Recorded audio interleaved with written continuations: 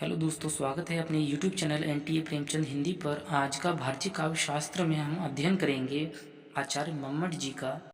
Hello नमस्कार दोस्तों, आज हम देख रहे हैं भारतीय काव्य शास्त्र के अंतर्गत आचार्य मम्मट को। इसी श्रेणी में पिछली क्लासों में देख चुके हैं हम आचार्य भरत मुनि को, आचार्य भामा को, और आज की क्लास है आचार्य मम्मट के लिए।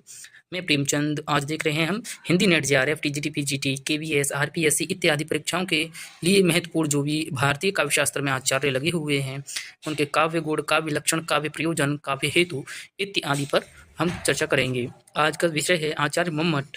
इसी श्रेणी में आपकी ये परीक्षाओं के लिए है TGT, PGT, net JRF, KVS, RPSC इत्यादि के लिए। आज की जो क्लास है आपकी तीसरी क्लास है। ये अपने आपने जब अब तक इस अपने यूट्यूब चैनल को सब्सक्राइब नहीं किया है तो आप इसको सब्सक्राइब कर लीजिए, बेल आइकन इम्प्रेस कर लीजिए, जिससे क्या हो आने वाली नोटिफिकेशन आपके पास आती रहे। अपने यूट्यूब चैनल का नाम है एनटीए प्रेमचंद।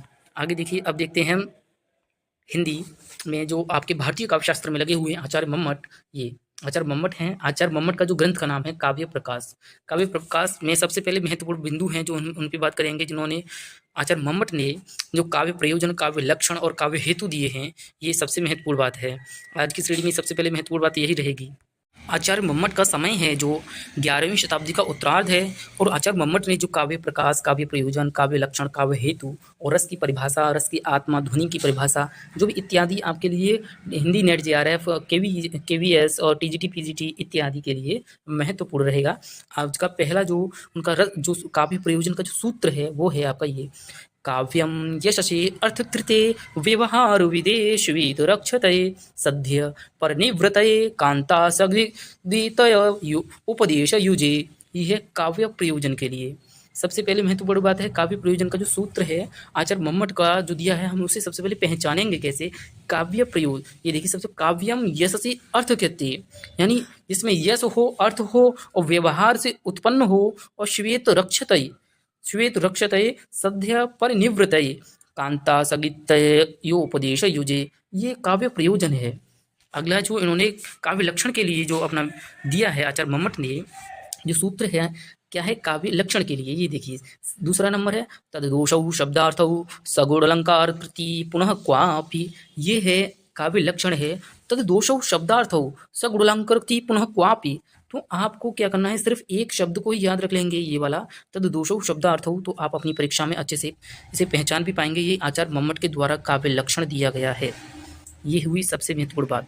अगला जो है काव्य हेतु के लिए जो आचार्य मम्मट बताते हैं, वो कहते हैं: शक्ति निरूपणता लोकशास्त्र काव्याधिक्षणात् काव्यज्ञ शिक्षाभ्यास इति हेतुस्तद्वे। ये है काव्य हेतु के लिए।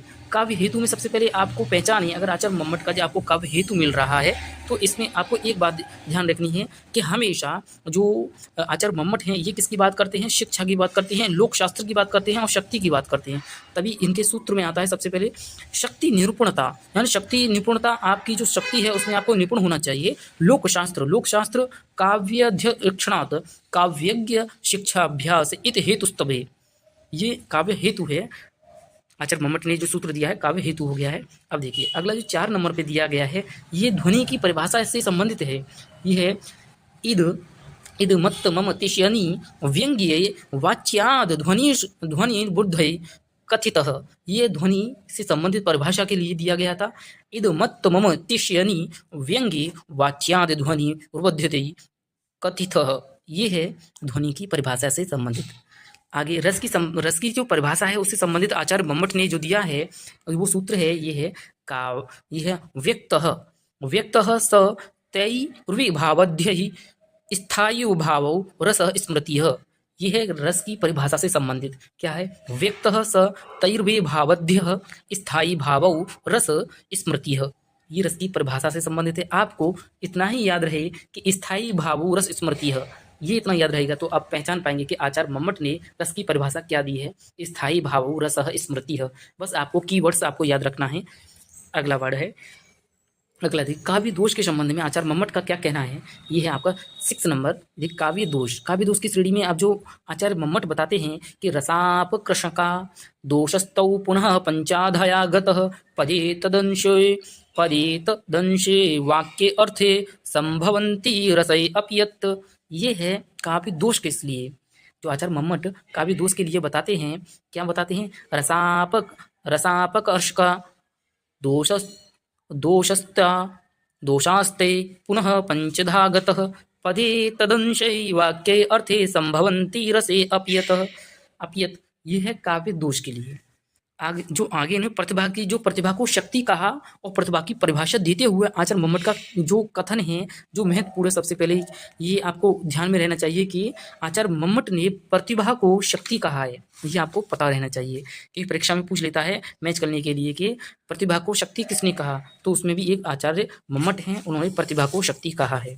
तो कहते हैं, ये कहते हैं ये शक्ति है कवित्व बीज रूप संस्कार विशेष। ये कहते हैं प्रतिभा की परिभाषा देते हुए शक्ति है कवित्व बीज रूप संस्कार विशेष। ये है शक्ति, मतलब अर्थात प्रतिभा को शक्ति कहना, किसका? आचार्य मम्मट का। अब देखिए ये ध्वनि के लिए, ध्वनि से ये संबंधित है जो ये आचार्य मम्मट बताते हैं।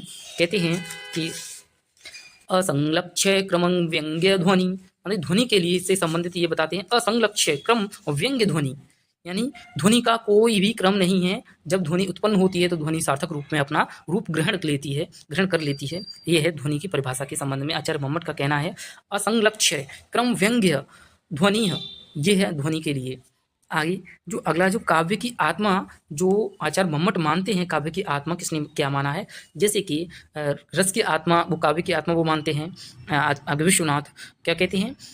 वो कहते हैं, सबसे पहले ये देखिए आप, ये क्या कहते हैं? इनका कहना है कि ये रसस्याम गिनः, ये रसस्याम गिनः, ये है काव्य की आत्मा आचार्य मम्मट के द्वारा। कहते हैं ये रसस्याम गिनः, ये काव्य की आत्मा आचार्य मम्मट ने माना है। और आचार्य विश्वनाथ का कहना है वाक्यम रसात्मकम काव्यम, ये है आचार्य विश्वनाथ कहते हैं काव्य की जब आत्मा मानते हुए वाक्यम रसात्मकम काव्यम, यानी वाक्य की रस की आत्मा किसे माना है? वाक्यम रसात्मकम काव्यम। ये काव्य को रस की आत्मा मानते हैं कौन? आचार्य विश्वनाथ। तो और यहाँ आचार्य मम्मट ने बोला है ये रसस्याम गिनः, ये काव्य की आत्मा माना है आचार्य मम्मट ने। आगे काव्य दोष के संबंध में कहते हैं, आचार्य मम्मट कहते हैं कि मुख्यार्थ हित निर्दोषौ रसश्च मुख्यस्तदाश्रयाद्वच्च उपभोग्योपयोगिनीः स्यु शब्दाध्याते तेषावापि सदः। यह काव्य दोष के संबंध में कहते हैं कि मुख्यार्थ हत्य निर्दोषौ रसश्च मुख्यस्तदाश्रयाद्वाच्यः उभयोपयोगिनीः स्युः शब्दाध्या तेन तेष्वापि सह। यह है काव्य दोष के संबंध में कहते हैं, क्योंकि काव्य दोषों की संख्या आचार्य मम्मट मानते हैं, काव्य दोषों की संख्या कितनी मानते हैं? 70 मानते हैं। ये आपको पता रहना चाहिए, काव्य दोषों की संख्या कितनी मानी है? 70 मानी है। आगे जो अगला बिंदु है इनका, नव उन्मेष शालिनी प्रज्ञा। ये सबसे पहले जो नव उन्मेष शालिनी प्रज्ञा, ये इनका सबसे महत्वपूर्ण है, आखिर हर परीक्षा में पूछा जाता है कि नव उन्मेष शालिनी प्रज्ञा, ये आपको विशेष रूप से ध्यान रखना है। ये प्रज्ञा अर्थात ज्ञान के लिए बताया गया है। नव उन्मेष शालिनी प्रज्ञा, आपके अंदर ज्ञान तभी आ सकता है अब आप नवीन चीज़ों से आप परिचित हों।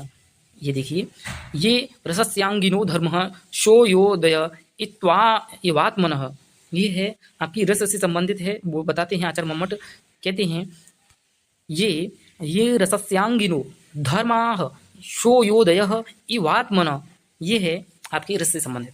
आगे जो अगला बिंदु बताते हैं, आगे है, ये कहते हैं चितम व्याप्नोति यह क्षिप्रम शोनंधानिवानकः, ये है, ये चित्त के संबंधित ये व्योपनोक्ति है, होता है ना, उसके संबंधित से बताया गया है। कहते हैं चितम व्याप्नोति यह क्षिप्रम शुष्कनंद नामी वानकः, ये है आपके चित्त से, ये व्याप्नोति से संबंधित है। आगे जो देते हैं अगला जो बिंदु है आचार्य मम्मट का, कहते हैं कि माधुर्योज प्रसाद मुख्यार्थस्त्रस्ते न पुनर्दर्श, ये कहना चाह रहे हैं कि जो आपके गुण हैं, जैसे कि माधुर्य और प्रसाद और ओज, ये 3 गुण होते हैं, माधुर्य, ओज और प्रसाद गुण सबसे महत्वपूर्ण है। कहते हैं कि माधुर्योज प्रसाद मुख्यार्थस्ते न पुनर्दर्श, ये आचार्य मम्मट का गुणों के संबंध में बताया गया है। क्या 3 गुण हैं? माधुर्य, ओज और प्रसाद, ठीक है ना।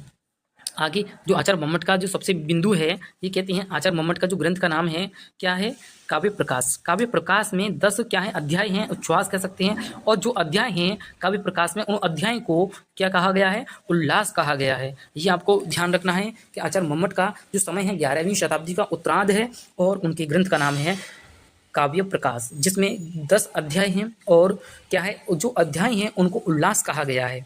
अब देखिए काव्य अलंकार, इसमें देखिए आचार्य मम्मट का जो बिंदु है, जो सबसे महत्वपूर्ण है, आपके वन लाइनर में पूछा जाता है। सबसे पहला है कि अलंकार, अलंकार की संख्या है जो आचार्य मम्मट ने मानी है, कितनी मानी है, अलंकार की संख्या मानी है आपकी, ये मानी है 61।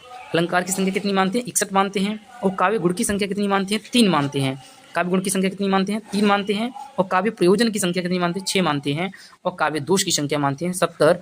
और काव्य हेतु की संख्या मानते हैं 3।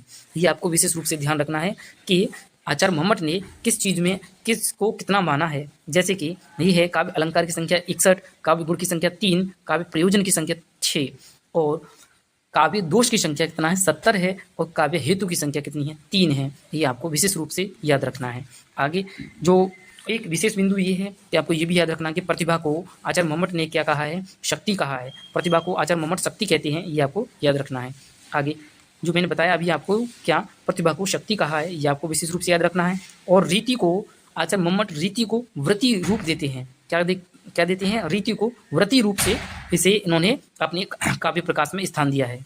और ध्वनि, अब देखिए ध्वनियों की, जो ध्वनियों को उन्होंने कितने भागों में बांटा है, इनके यानी 51 भागों में, यानी 51 शब्दों का इन्होंने ध्वनि के रूप में विवेचन किया है। ये आपको ध्यान रखना है कि ध्वनि से संबंधित जो आचार्य हैं उनका जो मत है वो 51 क्या है शब्दों का विवेचन ये करते हैं ध्वनि में। आगे देखिए, आगे जो महत्वपूर्ण बिंदु हैं आचार्य मम्मट से संबंधित ये भी हैं कि कहते हैं आचार्य मम्मट में कि मम्मट ने दोष रहित, गुण सहित और कभी कभार अनअलंकृत शब्द और अर्थमयी रचना को काव्य कहा। ये कहते हैं मम्मट ने दोष रहित और गुण सहित और कभी कभार अनअलंकृत शब्द और अर्थमयी रचना को काव्य कहा। ये आचार्य मम्मट का कहना है। कहते हैं, तभी ये परिभाषा है, हम ऊपर देख भी चुके हैं काव्य प्रकाश में, कि कहते हैं तद दोषौ शब्दार्थौ सगुण अलंकार सगुणवानंकृति पुनः क्वापि। ये है आचार्य मम्मट का काव्य प्रकाश ग्रंथ से है कि तद दोषौ शब्दार्थौ सगुणवानंकृति पुनः क्वापि। ये कहते हैं। आगे जो इसमें आचार्य मम्मट का कहना है, इसमें बताते हैं, इसमें दोषों के अभाव और गुणों के भाव को प्रधानता प्रदान की गई है और अलंकारों को नितांत आवश्यक नहीं माना है। आचार्य विश्वनाथ ने मम्मट की इस काव्य परिभाषा की आलोचना करते हुए कहा है कि श्रेष्ठ से श्रेष्ठ कविताओं में भी कभी कभार दोष निकल ही आता है और दोष निकल आने पर भी हम उसे कविता की श्रेणी से खारिज नहीं कर देते। अतः अदोषौ मतलब दोष का होना एक नकारात्मक लक्षण है। दूसरी बात यह कि यदि अलंकार कविता के लिए आवश्यक नहीं है, जो उनकी चर्चा का ही कोई औचित्य नहीं है। इस परिभाषा में न रस का संकेत है, न ध्वनि, न वक्रोक्ति का केवल गुण का संकेत है। कहते हैं आचार्य विश्वनाथ, कहते हैं इस परिभाषा में, किसमें, इस परिभाषा में, कि इस परिभाषा में न रस का संकेत है, न ध्वनि का संकेत है, न ही वक्रोक्ति का संकेत है, केवल सिर्फ गुण का ही संकेत है। इसलिए ये आचार्य विश्वनाथ हैं आचार्य मम्मट की परिभाषा को क्या कहते हैं, खारिज करते हैं। आगे आचार्य मम्मट के संबंध में है विशेष, ये देखिए, ये प्रश्न उठता है कि सबसे पहले बात है आचार्य मम्मट के लिए प्रश्न उठता है कि मम्मट का यह काव्य लक्षण इतना प्रसिद्ध क्यों रहा और आगे अपनी सरलता के काव्य कारण यह लोकप्रिय हुआ। वास्तविकता यह है कि इसमें मौलिकता कम, समझौते की प्रवृत्ति अधिक दिखाई पड़ती है। इसमें सबसे वास्तविकता क्या है कि मौलिकता कम, समझौते की प्रवृत्ति होती है, वो अधिक दिखाई पड़ती है। और मम्मट कहते हैं कि मम्मट अलंकारवादियों को भी खुश करना चाहते हैं और गुणवादियों को भी खुश करना चाहते हैं। तो कहती हैं कि शब्द और अर्थ दोनों में मिलकर ही काव्य है, मतलब कि शब्द और अर्थ दोनों मिलकर ही काव्य हैं। यह कथन भी पुराने विवाद के शमन का प्रयत्न है। वामन हैं, ये वो किसके हैं, रीति संप्रदाय के आचार्य हैं, उसके प्रवर्तक हैं। वामन कहते हैं वामन ने दोष त्याग तथा कहते हैं गुण अलंकार की बात पहले ही कह दी थी। इस प्रकार मम्मट ने रस और ध्वनियों वादियों का विरोध भी नहीं किया तथा रस रसवाद का समर्थन करते रहे हैं। तो आज की क्लास में आचार्य मम्मट से संबंधित हमने जो भी विशेष तथ्य रहे, जो भी उनकी रचनाओं से संबंधित जानकारी रही है, हमने आपको उपलब्ध कराई है। इससे संबंधित आचार्य मम्मट से संबंधित और भी बाहर कोई प्रश्न नहीं आएगा। आपको विशेष रूप से यही ये काव्य गुण हैं, काव्य लक्षण हैं और काव्य हेतु हैं, ये आपको याद रखना है। काव्य प्रयोजन है और किस आचार्य मम्मट ने के गुणों की संख्या, अलंकारों की संख्या कितनी मानी है, 61 मानी है, और काव्य दोषों की संख्या 70 मानी है, कि उन्होंने प्रतिभा को शक्ति कहा है और रीति को वृत्ति कहा है, ध्वनि को 51 शब्दों का विवेचन किया है ध्वनि के।